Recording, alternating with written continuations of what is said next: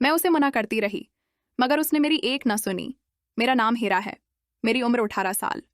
ये है कहानी जो मैं आपको सुनाने जा रही हूँ। वह 3 साल पुरानी है, जब मैं सिर्फ 12 साल की थी।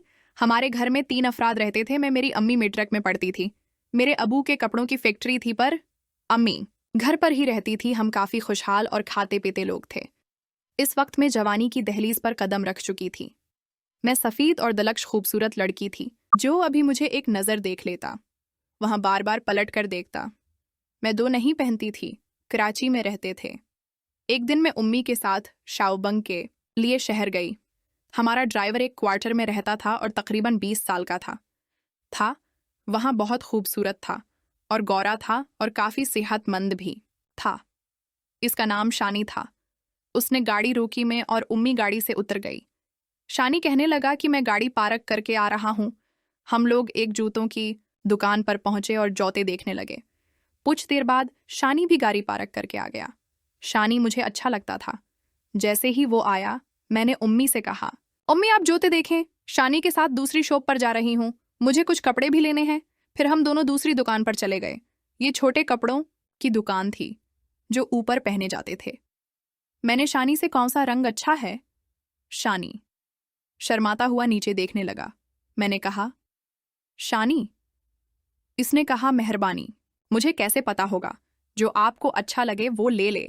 मैंने कहा, मुझे आज तुम्हारी पसंद की लेनी है, इसलिए तो अम्मी को छोड़कर तुम्हें इस दुकान पर एक गुलाबी रंग वाली की तरफ इशारा किया और शर्माता हुआ थोड़ा सा मुस्कुराया और सर नीचे कर लिया। फिर मैंने शानी की पसंद की 2 खरीद ली, अलग अलग रंग में। अब मैं नोट कर रही थी कि शानी मुझे चोरी चोरी नजरों से देख रहा था। फिर हम दोनों वापस आ गए और मिलकर काफ़ी सारी शॉपिंग की। फिर घर वापस आ गए। आज मैं बहुत खुश थी।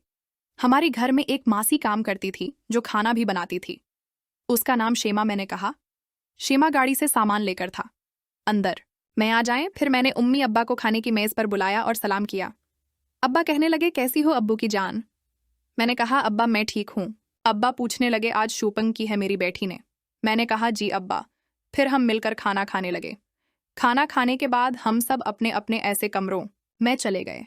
मैं शानी के क्वार्टर में गई, वहीं नीचे बैठा खाना खा रहा था। उसने जैसे ही मुझे देखा तो एकदम चौंक गया और फौरन खड़ा हो गया। मैंने कहा, शानी बैठो बैठो यार, तुम खाना खाओ। वो बैठ गया। मैंने कहा, शानी मैं तुमसे कहने आई थी कि आज रात 2 बजे मैं तुम्हारे कमरे मैं आऊंगी और वहां कपड़े पहनकर दिखाऊंगी।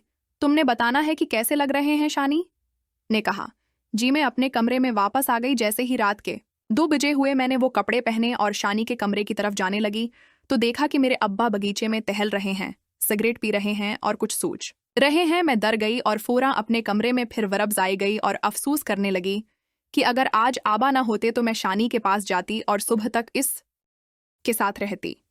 मेरे काफ़ी कज़न भी थे, लेकिन मुझे कोई भी अच्छा नहीं लगता। हाँ, बस शानी ही अच्छा लगता था। फिर मैं अपने कमरे में वापस आ गई और सो गई। सुबह उम्मी ने उठाया, मैं तैयार हुई और नाश्ता करने के बाद गेट से बाहर आई। स्कूल जाने के लिए माजरत यार मैं आ तो रही थी तैयार होकर, जो हमारी पसंद के कपड़े लिए थे, लेकिन अब जाग रहे थे। मैं उन्हें देखकर फौरन वापस अपने कमरे में चली गई। पता नहीं अब क्यों जाग रहे थे। सिगरेट भी पी रहे थे और टहल भी रहे थे, मतलब कुछ सोच रहे। पता नहीं अब्बा को कैसी परेशानी थी, लेकिन यार मैं कोशिश करूं आज रात अगर मौका मिला तो कपड़े पहनकर तुम्हें दिखाने के लिए तुम्हारे कमरे में ज़रूर आऊंगी। मैं बोलती जा रही थी और शानी खामोशी से सुनता जा रहा था। मैं कहा, शानी मेरी बात सुन रहे हो?